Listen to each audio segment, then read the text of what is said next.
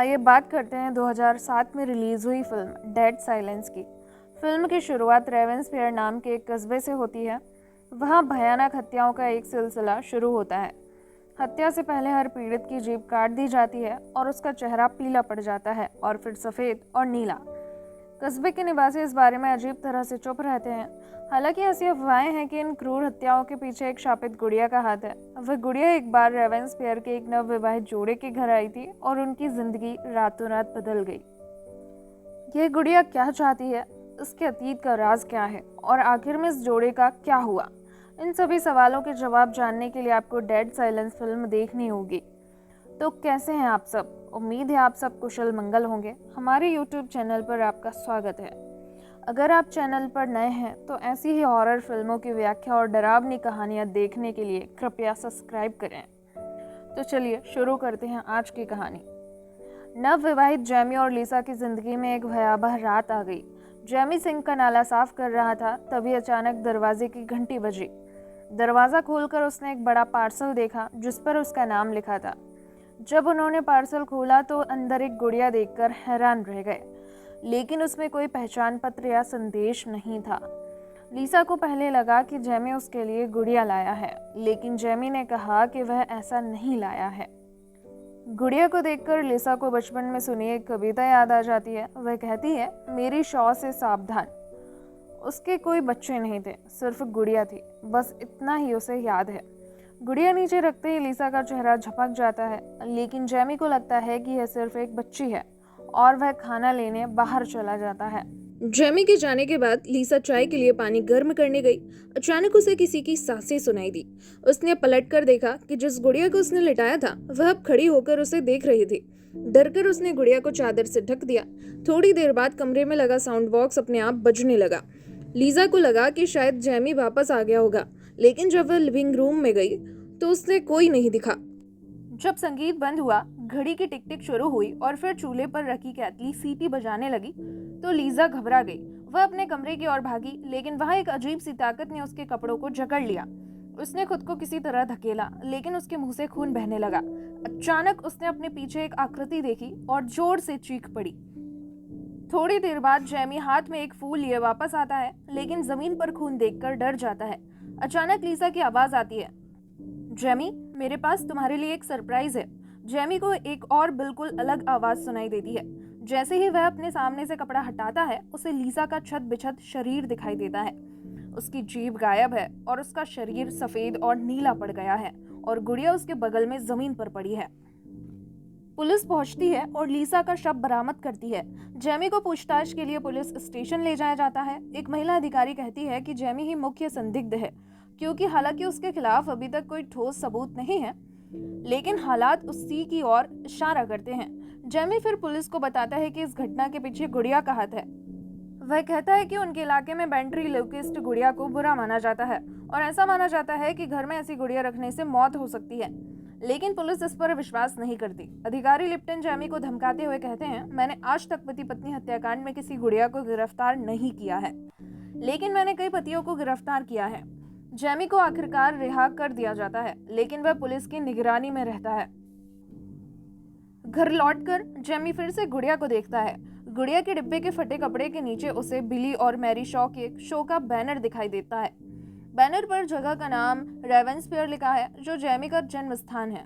बिना देर किए जैमी गुड़िया के रहस्य की तलाश में अपने जन्म स्थान की ओर निकल पड़ता है।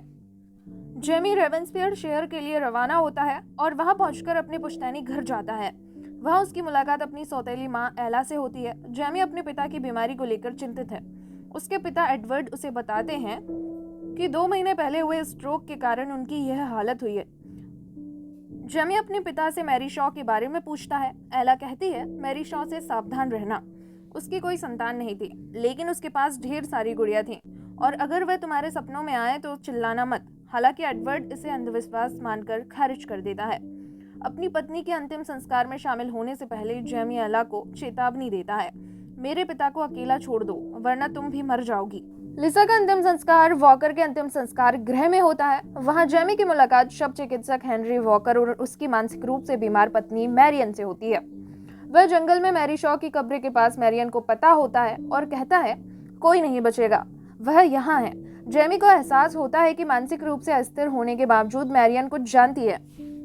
जेमी गुड़िया का राज जानने के लिए बिली नाम की एक कब्र खोदता है और ताबूत खाली पाता है। वह गुड़िया को कब्र में दफना देता है, लेकिन गुड़िया चमत्कारिक रूप से उसके सामने फिर से प्रकट हो जाती है।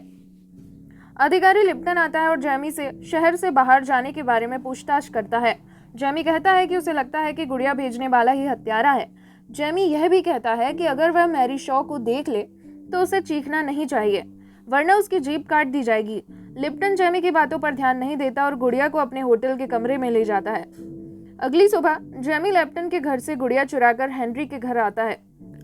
वहाँ वह मैरियन को गुड़िया दिखाता है और कहता है, तुम्हें मेरी पत्नी की मौत के बारे में पता है। मैरियन हिचकिचाती है तो हेनरी जेमी को घर ले जाता है और उसे बताता है कि गुड़िया उसकी है। जब जेमी मैरी शॉ का नाम लेता है तो हेनरी उसे चेतावनी देता है कि वह उसका नाम ना ले। हेनरी कहता है, इस गांव में कोई भी उसका नाम नहीं लेता।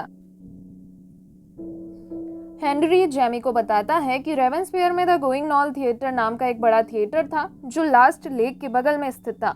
मैरी शॉ एक प्रसिद्ध वेंट्रीलोक्विस्ट और कठपुतली कलाकार थी। हेनरी एक बार उनका शो देखने गया था। शो के दौरान एक बच्चे ने मैरी शॉ के होठ हिलाते देखकर चीखकर उसे धोखेबाज कहा। फिर वह बच्चा रहस्यमय तरीके से गायब हो गया।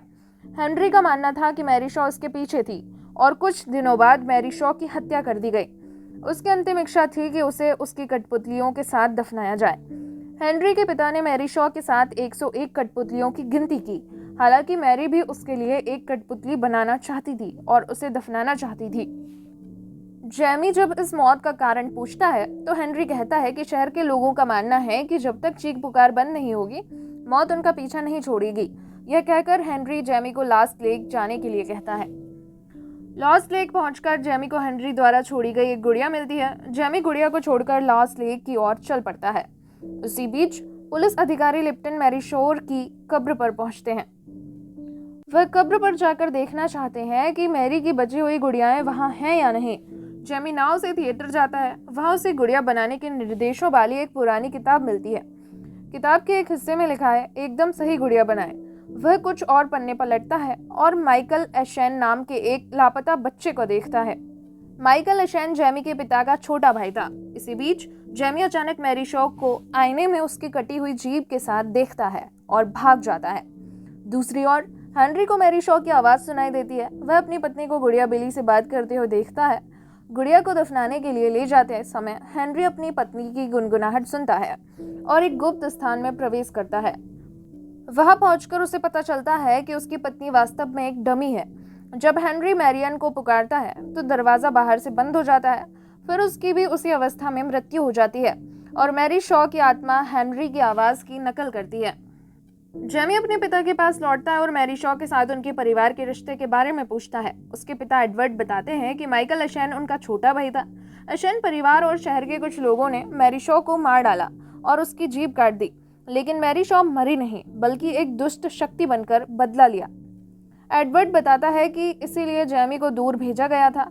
जेमी की पत्नी लिसा को मारते हुए देखने के बाद एडवर्ड को एहसास होता है कि उनके पापों का फल उन्हें भुगतना पड़ेगा। इंस्पेक्टर लिप्टन फिर जेमी को बताता है कि कब्र से 100 गुड़िया गायब हैं। उसे जेमी पर शक है।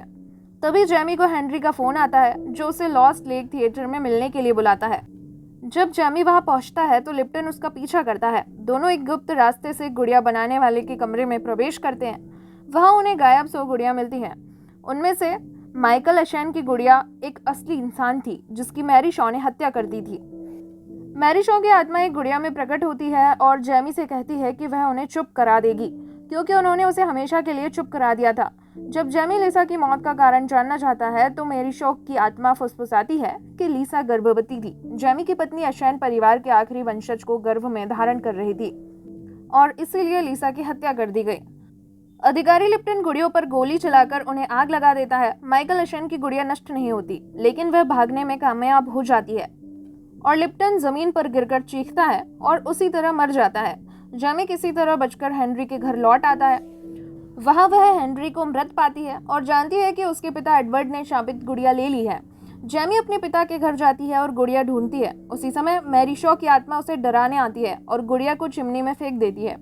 मैरी शॉ तड़प तड़प कर मर जाती है। अंतिम दृश्य में जेमी अपने पिता के पास जाती है और पाती है कि उसके पिता वास्तव में एक गुड़िया हैं।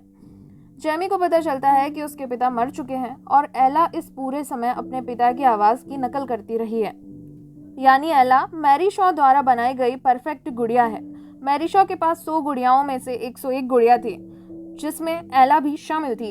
एला जेमी से कहती है, तो बताओ असली गुड़िया कौन है? और जेमी वो करता है जो उसे नहीं करना चाहिए।